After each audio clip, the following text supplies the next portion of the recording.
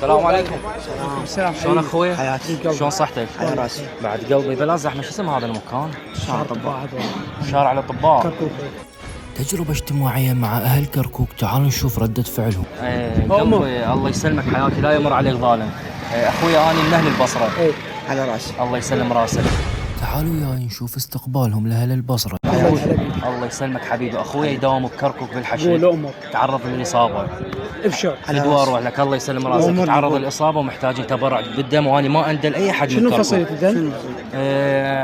فصيل الدم او زائد. او زايد انا يو زايد عادي. انا هماني. اي قول والله. ابشر. فدوى اروح لك. اي تأمرش. والله بس تبرع، لان انا ما اعرف اي حد بكركوك. ابشر وين تريد نروح وياك. الله يسلمك. كيف وانا تريد؟ من اهل البصره. على راسك. احنا تو اهل حاضرين البصرة. هسه قابل كلنا مجموعة يمينه. والله والديك والله النعم. اقول لك اصدقائي هسه وين المريض؟ والله المريض يجي هذا هناك ومجمع الشفاء مع جمع الشفاء. الشفاء.